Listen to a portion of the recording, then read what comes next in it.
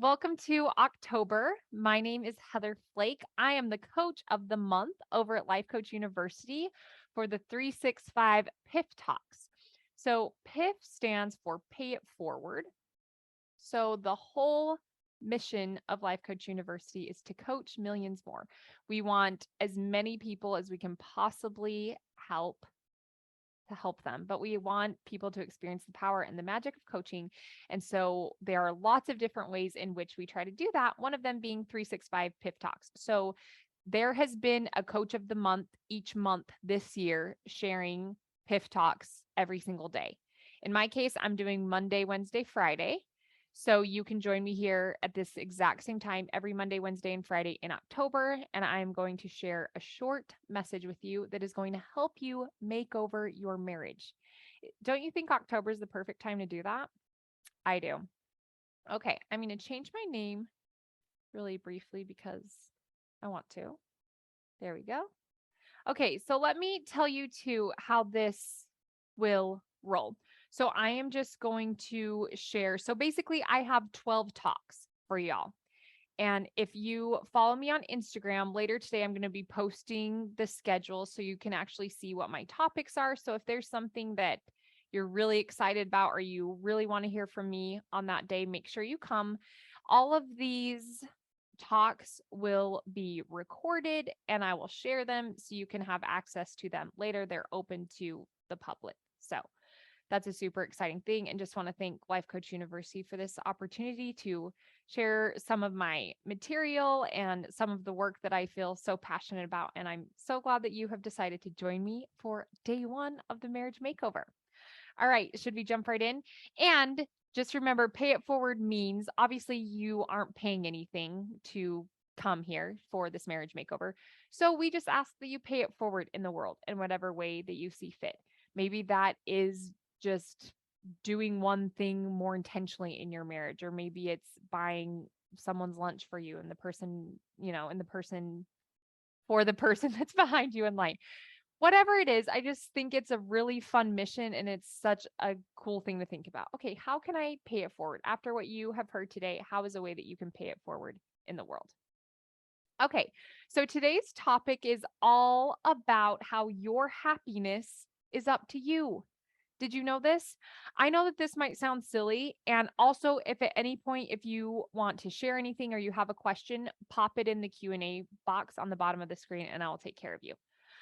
But I remember thinking, and I remember getting married. I've been married a little over 8 years. And I remember thinking in the beginning of my marriage that it really was my husband's job to make me happy. Like, why else do you get married? Like you should just make me happy and you should, like, I just recognized in myself that I did think that. And I think it makes a lot of sense. So just ask yourself that. Do you think that's your spouse's job? And if you do, it's totally okay. But I hope by the end of our short 20 minutes today, I can convince you to think in a slightly different way because it will help you and it will make you feel better. Okay. But we all grow up with this idea that when we get married, that our spouse really will make us happy. And why? Because sometimes we're told that, right? That might be a message that someone explicitly says to us.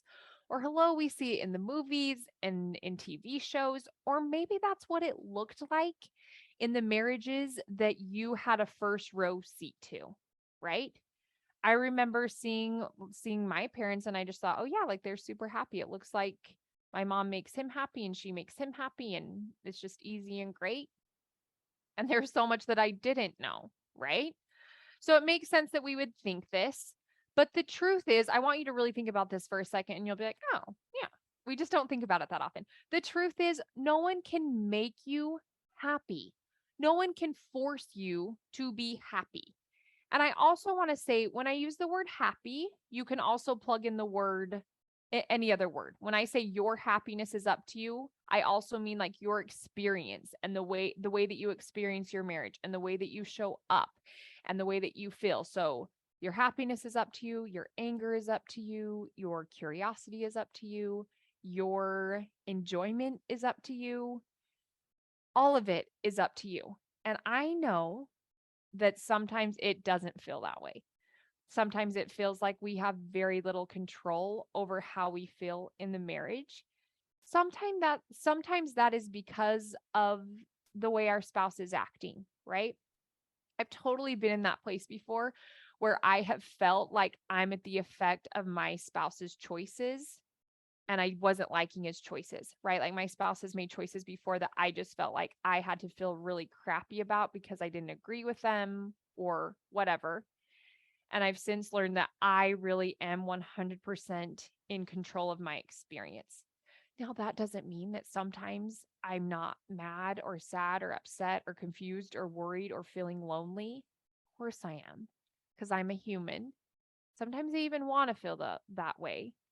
But ultimately, it has been the biggest game changer of my life to recognize that I'm in charge of me, that my emotions are up to me, that my experience is up to me, that I have the power to call the shots and make the moves in my life. Does that make sense? Okay, someone in the Q&A says, "I didn't think that I expected that my husband should make me happy, but I definitely get disappointed when he does something that doesn't make me happy." Right. I don't want to even be disappointed. Okay, so are you saying, friend, that when he does something that doesn't make you happy, you don't even want to be disappointed, maybe? But yeah, isn't that interesting? And I think it's just helpful to note that you had this belief, like not even this belief, but oh yeah, like I definitely get disappointed when he does something that doesn't make me happy. Totally makes sense. So does everyone in the world.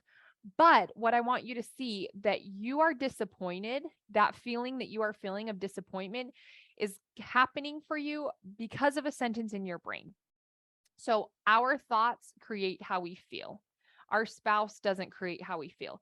So our spouse can do something that we don't like, and then we can feel disappointed. But in between those things, there's a thought, right? So you can identify, okay, what is it the thing that I'm thinking that's making me feel disappointed if it's not husband's actions? Because husband's or wife's actions in and of themselves cannot control how I feel.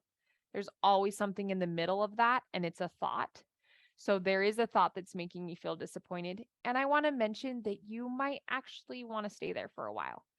I've totally had times when I can recognize, oh, I feel really angry. I can tell you the thought that I'm thinking that's making me angry. And I intentionally decide, and I want to be angry about it. I don't want to feel differently yet. So until I'm ready, I'm just going to be mad and I'm just going to allow myself to be mad. But I also, even knowing that, allows me to not be a crazy person, right? I'm like, okay, I know that this has everything to do with me. I know that I'm choosing this right now, and that's okay. Um, so yeah, I think that's really normal. I get disappointed when he does something that doesn't make me happy. But what if he doesn't have that much power, right? Like his actions can't inherently make you feel disappointed. Your thoughts about his actions are what is making you feel disappointed. And so today that's a big thing that I'm talking about. Even just knowing that can give you this element of just more control because you're like, "Oh, okay." Because essentially, here's the tea. Your spouse can do whatever the heck they want to do. They're an adult, just like you. Okay? They get to do whatever they want to do, even if you don't like it, even if you think it's a bad idea. They get to just do what they want to do because they're an adult, and so do you. But you get to decide what you are going to make their actions mean. That's up to you, and that's going to dictate how you feel. Okay? Let's see. So, in just knowing this, that you're in charge of your happy or your sad or your discouragement or your excitement, if all of these emotions are within your control, isn't that the best news ever? Because I want to tell you, I think one of the best ways to make over your marriage or to give it a revival or a refresher is to start by reclaiming your happiness as your responsibility. Or even more simple, reclaiming your emotions as your responsibility. Let's stop putting it on our spouse to make us feel beautiful and to make us feel proud and to make us feel important and to make us feel noticed and heard, right? Now, listen to me. I am all for you having a partner that will support you and love you and think highly of you. I'm definitely team yes for that. Okay. But I am not for the team of they have to do that in order for me to feel okay. No, because the truth is, there are going to be times when your spouse doesn't want to support you, and there are going to be times when your spouse doesn't think you're the best person in the world. Okay. But that's okay because what about you? What do you think about you? And that is so important. You have to have that self concept. You have to have this relationship with yourself. You have to have that foundation because that's the platform for all of the other relationships in your life to be amazing. So, of course, I'm going to give you some things you can do, things you can try to start taking control of your emotions and your experience. And I also just want to say this is definitely if you are in a marriage that you want to be in. I absolutely never support or condone any abusive relationship in any way, shape, or form. And I am not saying that if you are in an abusive relationship, you should choose to feel happy about that. Absolutely not. It is never okay under any circumstance for anyone to abuse another person. So if that is your experience, I would tell you to get out, that no one deserves that treatment under any circumstance. Okay. So I'm talking to the person that is in a marriage where they do want to be, they've consented to be there. That's where they want to be for right now, at least. How can you take control of your experience so that you can feel better, so that you can create more of what you want? Okay. All right. So step number 1 is just to notice this truth that you are in control. If this feels really like jarring, or if you feel shook, as my brother would say, that's okay. I want to just invite you to take some time to let it settle. Let it ruminate for a little bit. Okay. Try to wrap your mind around this. And a way you can do that is you can take note of the circumstances that are happening in your life and then the thoughts that you have around them. So when I say circumstance, I just mean the fact. So a fact would be your spouse saying certain words to you, or the things that your spouse does, the weather, things that you can't control. Those are facts. You can just start to take note of, oh, what are my thoughts about these circumstances? And you can notice that it's those thoughts that create emotion for you. But I just want you to notice and pay attention to this truth that your happiness, your experience in your marriage is up to you.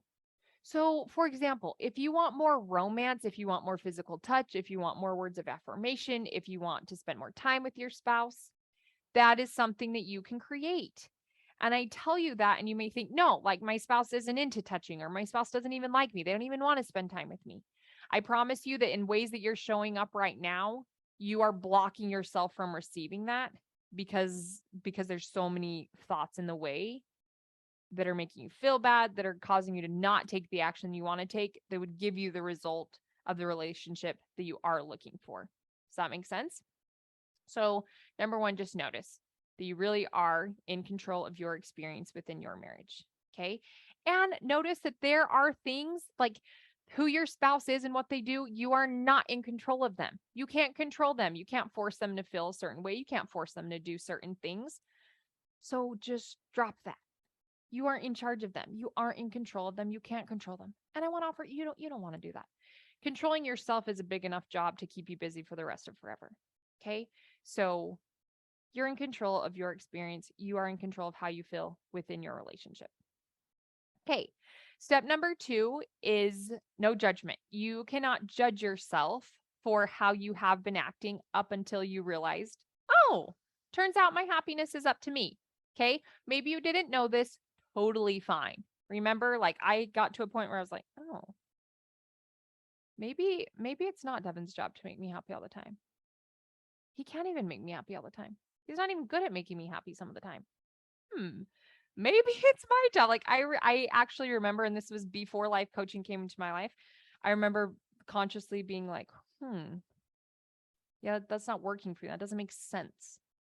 But if I'm in charge, if I'm in control of me, that's something I can get down with, right? So but you're going to have, you might start to feel like guilt or bad, like, oh my gosh, like apparently my marriage is up to me now. And look at what it is. Look at what I've created. No, you don't want to judge yourself. If you're judging yourself, it'll never work. What you want to do is access curiosity. You want to be really curious and be like, that's so interesting that I've been acting this way. Or it's so interesting that I thought that he was responsible for my happiness. It actually even makes sense that I thought that. But you know what? I'm not going to believe that anymore. I'm not going to put my happiness in his hands anymore because that's crazy, right? Like, I am just going to own that for myself because I know me. I'm really good at controlling me, or at least I'm getting there, right?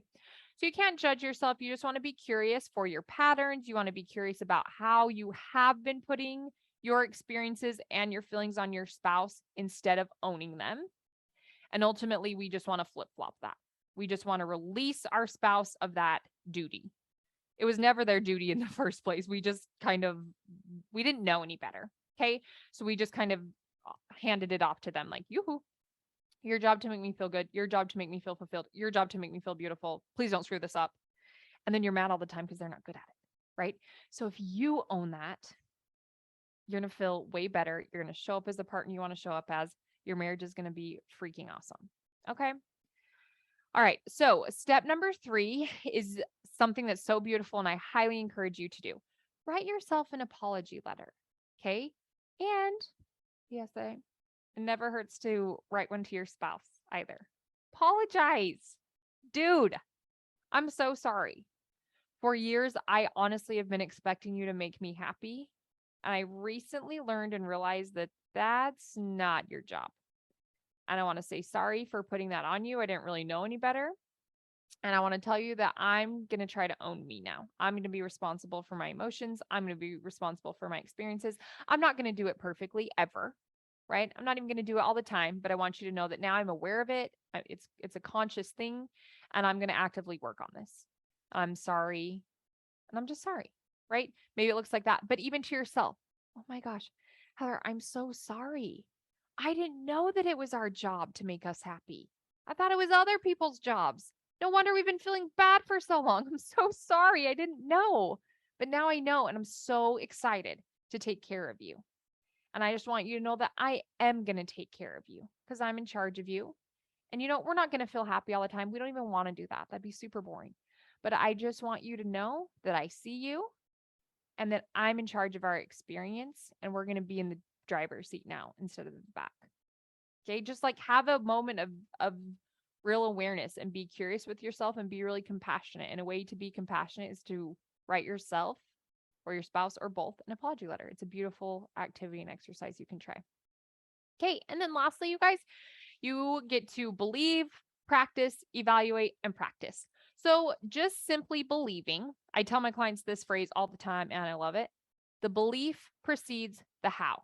So maybe you're sitting here listening to this and thinking, but I don't know how to take charge of my experience all of a sudden. I don't know how to control my emotions. I don't know how to make happiness up to me. I literally don't know how to do that. It's okay. A, I can teach you. But B, what if you just believed it was possible? That's way more important than knowing how. If you believed that, hey, I am in charge of my experience, I'm in charge of how I feel, I'm in charge of my emotions.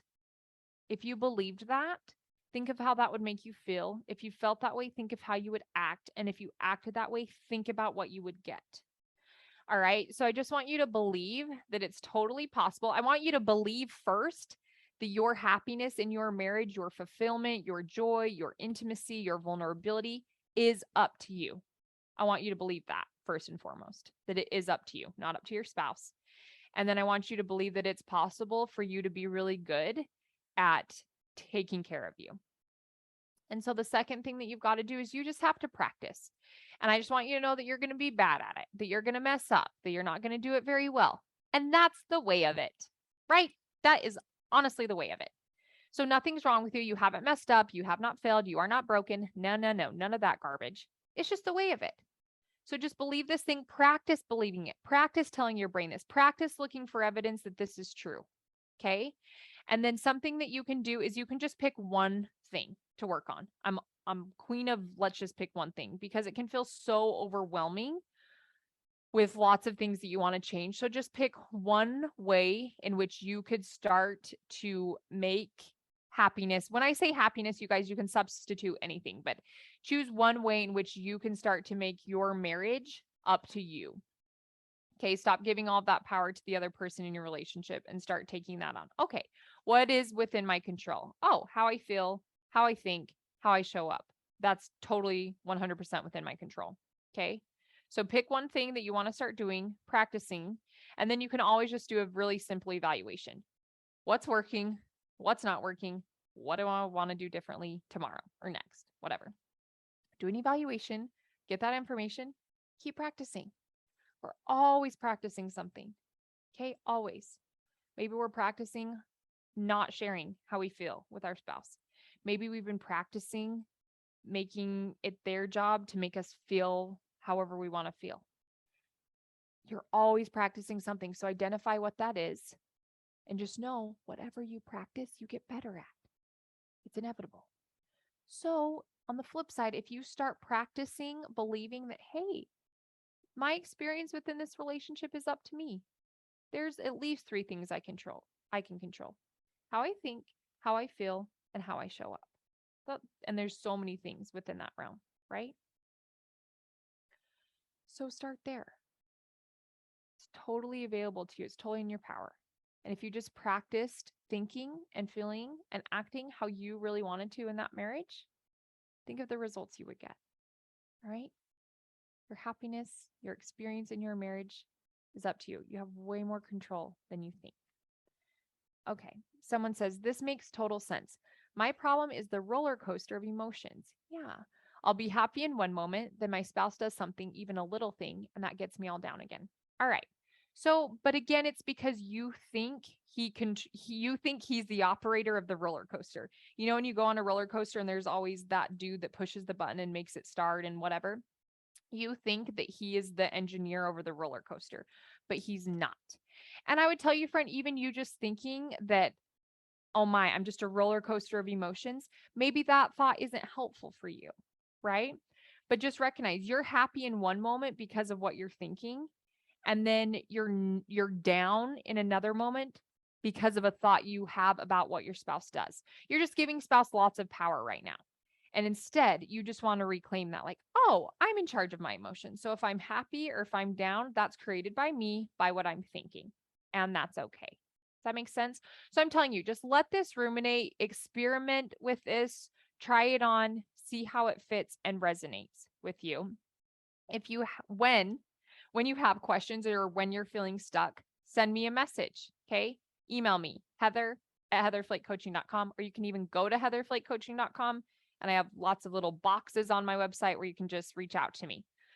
Okay. But that's what I have for you today, is that your happiness, your experience in the marriage, your emotions are up to you. They're not being controlled by your spouse. And not tomorrow. What's tomorrow? Thursday? Friday. So if you come back on Friday at 9 a.m., the topic is Dare to Dream. And we're going to talk about dreaming and dreaming up the kind of marriage that we really want, and why I feel like that's a really important thing to do and what it can do for you. So I hope that you'll join me on Friday. Thank you so much for joining me today. It was such a pleasure to be here. So happy to be here this month. And I'm so excited for all the good things that are to come. All right, my beautiful friends, take care and we'll see you Friday.